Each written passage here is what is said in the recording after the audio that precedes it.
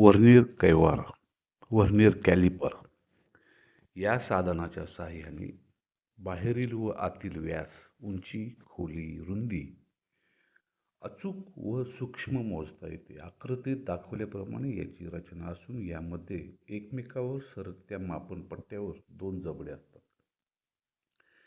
Vernier कैवारची संकल्पना समजून घेण्यासाठी आपण असे उदाहरण घेऊ की मुख्य मापनपट्टीवर 1 मिलीमीटरच्या खुणा असतात. दुसरी मापनपट्टीवर व्हर्नियर स्केलवर 9 मिलीमीटर इतके अंतर घेऊन त्याचे समान 10 भाग केलेले असतात. म्हणजेच व्हर्नियर मापनपट्टीवर एका मापाचे माप बरोबर 9/10 बरोबर 0.9 मिलीमीटर आणि मुख्य मापनपट्टीवर एका मापाचे भाग बरोबर 1 मिलीमीटर. तर मुख्य मापनपट्टीवर एक खूण व व्हर्नियर मापनपट्टीवर एक खूण यामधील फरक हा 1 - 0.9 म्हणजे बरोबर 0.1 मिलीमीटर होतो. व्हर्नियर कॅलिपरमध्ये दोन स्केल्स असतात. हे एक मुख्य स्केल आणि हे व्हर्नियर स्केल असतं. आणि हे व्हर्नियर स्केलला दुसरा जबडा असतो, मुख्य स्केलला मुख्य जबडा असतो. या दोन जबड्यामध्ये आपण वस्तू पकडून त्याचं मेजरमेंट करायचं असतं. यामध्ये आपण इथं आकृतीमध्ये पाहतोय हे एक मेन स्केल आणि तो मुख्य जबडा आहे आणि हे एक व्हर्नियर स्केल की त्याच्यावरती सरकत आहे आणि त्याच्याबरोबर हा त्याचा दुसरा जबडा सरकणार आहे की ज्याच्यामध्ये आपण काही मेजरमेंट करणार आहोत. असं या पद्धतीनं या व्हर्नियर स्केलमध्ये काय तत्व आहे ते पहा. याच्यामध्ये मुख्य स्केलवरील 9 खुणा घेतलेल्या आहेत. म्हणजे आपण आता डोळ्यांनी पाहतो ते सर्वसाधारण 1 मिलीमीटर एवढंच लहान स्केल आपल्या स्केल पट्टीवरती किंवा व्हर्नियर स्केलवरती असतं. आणि मग त्याच्यातील 9 मिलीमीटर घेऊन त्याचे 10 भाग या व्हर्नियर स्केलवर केलेले आहेत. पहा, त्याचे 10 भाग व्हर्नियर स्केलवर केलेले आहेत. म्हणजे याच्यामध्ये आणि याच्यामध्ये 1 मिलीमीटरचा अंतर गॅप आलेला आहे.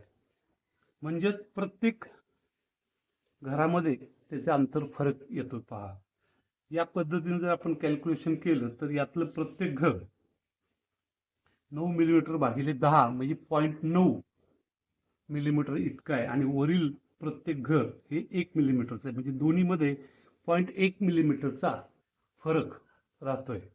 जसं की आता ही पहिली खूण आणि ही पहिली वरची याच्यामध्ये 0.1 मिलीमीटर, दोन घर झाल्यानंतर 0.2 मिलीमीटर, 3च्या ठिकाणी 0.3 मिलीमीटर, 4च्या ठिकाणी 0.4 मिलीमीटर, 0.5, 6, 7, 8, 9 आणि इथं राऊंड डिजिट तयार होतं की पुन्हा ही खूण शेवटची 9ला जुळून जाते. अशा पद्धतीनं याची रचना आहे. आता घडतं काय पहा, जेव्हा हे 0 रिडिंग आहे व्हर्नियरचं पूर्णतः, त्या पहिलं घर व्हर्नियरचं 0ला जुळलेलं असतं आणि तसंच इथं शेवटची खूण 10ची इथं 9ला जुळलेली असते. बाकी या कोणत्याही खुणा एकमेकात जुळत नाही. त्याच्यामध्ये हे अंतर जे आहे ते असं वाढत गेलेलं असतं. आता आपण पाहूया की थोडंसं अंतर मोजूया. म्हणजेच हे व्हर्नियर स्केल आपलं या दिशेने पुढे सरकणार आहे. समजा या पद्धतीने आपण पुढे सरकलो. यावेळी पहा, हे अंतर या ठिकाणी पहिली खूण जुळलेली आहे. इथं 0ची नाही जुळलेली, 2ची नाही, 3ची नाही, 4ची नाही. कारण इथं जुळलेले इथं 0.1चा डिफरन्स पडला, इथं 0.1चा डिफरन्स आलेला आहे फरक. इथं 0.2, 3, 4, 5, 6, 7, 8 असा डिफरन्स येत गेलेला आहे. एकच खूण जुळलेली आहे. म्हणजेच या ठिकाणी 1 गुणिले व्हर्नियर कॅलिपरचा जो लिस्ट काउंट आहे तो म्हणजे 0.1 मगाशी जो आपण पाहिला की 9 मिलीमीटर भागिले 10 0.9 आणि 1 यातला फरक आहे तो 0.1 मिलीमीटर. तर इथं पहिली खूण गुणिले लिस्ट काउंट तो येतो 0.1. म्हणजे हे रिडिंग जे झालं ते एका 0.1 म्हणजे 1 दशांश 0.1. आता आपण समजा दुसरी खूण जुळवली तर बरोबर बघा या ठिकाणी 2 गुणिले 0.1 म्हणजे 0.2 ही रिडिंग गेली इथं. असं करत करत आपण पुढं झालो 3 4 जुळवून घेतली, 5 6 7 8 9 आणि 10ला आपण ज्यावेळी जुळवू त्यावेळी पहा इथं पहिली खूण शून्याला जुळलेली आहे. म्हणजे या ठिकाणी करेक्ट 1 मिलीमीटर पूर्ण राऊंड फिगर पूर्ण 1 मिलीमीटर हे रिडिंग याचं येईल या अंतराचं. आणि या ठिकाणी ही पहिली आणि 10वी खूण व्हर्नियर स्केलवरील वरच्या मेन स्केलवरच्या खुणाशी जुळते आहे. आता पुन्हा आपण थोडंसं आणखी एकदा पुढं घेऊ. पहा ज्यावेळी आपण पहिली खूण आता या ठिकाणी जुळते त्यावेळी ही 1 पेक्षा पुढं आपलं रिडिंग गेलेलं आहे. 1 पेक्षा पुढे आणि 2 पेक्षा कमी. आता जर आपण व्हर्नियर स्केलवरली खूण मोजायची कोणती जुळत्या तर पहिली जुळत्या. म्हणजेच हे 0.1 आलं, 1 अधिक 0.1 म्हणजे या ठिकाणी ते येईल 1.1. समजा या ठिकाणी 5वी खूण जुळली असती तर 1 आणि 2च्या मध्ये म्हणजे 1 पेक्षा जास्त आहे म्हणजे मुख्य रिडिंग आपलं 1 आलं आणि व्हर्नियर स्केलवरली 5वी खूण याच्याशी जुळत्या, बाकी कोणती खूण जुळणार नाही. म्हणजेच 1.5 हे त्याचं रिडिंग येतं. अशा पद्धतीनं आपण वेगवेगळी रिडिंग्स घेऊ शकतो. समजा 2च्या थोडंसं पुढं आपण गेलो तर या ठिकाणी पहा आपण रिडिंग चेक करूया की पहिलं मेन स्केलचं रिडिंग आहे 2. व्हर्नियर स्केलमधली या ठिकाणी दुसरी खूण जुळत्या. 2 गुणिले व्हर्नियरचा लिस्ट काउंट जो आहे 0.1 म्हणजे 0.2 झालं. 2 मध्ये 0.2 ॲड केलं, बेरीज करायची 2.2 हे त्याचं रिडिंग होईल. समजा या ठिकाणी त्याची 6वीच खूण जुळलेली असते. या ठिकाणी 2 आणि 3च्या मध्ये म्हणजे 2 पूर्ण रिडिंग झालेलं आहे आणि त्याच्या पुढं पण 3 पेक्षा कमी हे याचं अंतर होतंय. तर किती कमी होतंय तर इथं आपण व्हर्नियर स्केलवरची 6वी खूण जर जुळली तर 6 गुणिले 0.1 म्हणजे 0.6 आणि 2 अधिक 0.6 म्हणजे 2.6 हे त्याचं रिडिंग येईल. प्रत्यक्षातल्या आत्ताच्या जे व्हर्नियर आपल्याकडे अवेलेबल आहेत प्रत्यक्षात जर असणाऱ्या व्हर्नियर कॅव्हरच्या मुख्य मापनपट्टीवर 1 मिलीमीटरच्या खुणा असतात व दुसऱ्या मापनपट्टीवर 49 मिलीमीटर 49 मिलीमीटर इतके अंतर घेऊन त्याचे समान 50 भाग केलेले असतात. म्हणजेच लघुत्तम माप बरोबर मुख्य मापनपट्टीवर एका भागाचे माप व व्हर्नियर मापनपट्टीवरील एका भागाचे माप यातील फरक म्हणजे 49.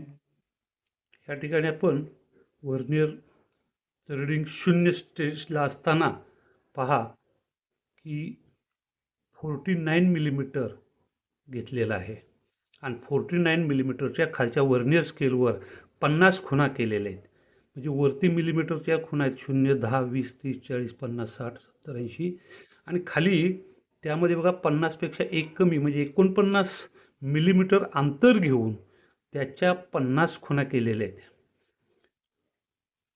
प्रत्येक 5 खुणानंतर त्याला अंक दिलेले आहेत 1 2 3 4 5 6 7 8 9 10 म्हणजे 49 डिवायडेड बाय 50 म्हणजे प्रत्येक खूण व्हर्नियर स्केलवरली प्रत्येक खूण ही 0.98 मिलीमीटरची आली आणि वरील जे आहे मेन स्केल ते 1 मिलीमीटरचं आहे. त्यामुळे त्याच्यातला डिफरन्स आला तो 1 मायनस 0.98 म्हणजेच 0.02 आणि या पद्धतीनं हे मग रिडिंग आपलं 0.02 इतक्या ॲक्युरेटमध्ये येणार आहे. या ठिकाणी सुद्धा तेच तत्व पास होतं. या ठिकाणी शून्याच्या वेळी 0 आणि 49वी खूण जुळते. नंतर आपण ज्यावेळी रिडिंग घेत जातो 5च्या पुढं समजा आणलं 6च्या पुढं काही अंतर तर हे आपलं 0 आणि 10 म्हणजे 50वी जुळणार नाही, मध्ये कोणती जुळेल क्लिअर कट सर्वसाधारणतः 4 म्हणजे 20वी खूण जुळत्या. 20 गुणिले 0.02 म्हणजे 0.40 आणि 6.40 असं त्याचं रिडिंग होऊ शकतं. या ठिकाणी हे जे 2 जो आहेत त्याच्यामध्ये आपण ती वस्तू पकडून त्याचं मोजमाप करणार असतो. या ठिकाणी समजा ही पट्टी आहे, ही पट्टी अशा पद्धतीने पकडून आपण त्याचं मोजमाप करणार असतो. त्याचवेळी हे अंतर आणि हे अंतर म्हणजे याच्यामध्ये आपल्याला अंतर्गत मापन मिळतं.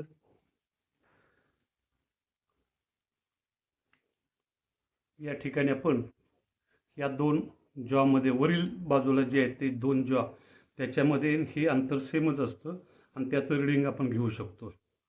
म्हणजे त्याच वेळी त्याची ह्या दोन्ही जॉची हालचाल त्याच वेळी होत असते. तसंच या बाजूला जर पाहिलं तर आपण पहा या ठिकाणी व्हर्नियर डेप्थ गेज म्हणून याचा वापर होऊ शकतो खोली चेक करण्यासाठी. त्याची हालचाल या व्हर्नियर जॉ बरोबरच होत असते.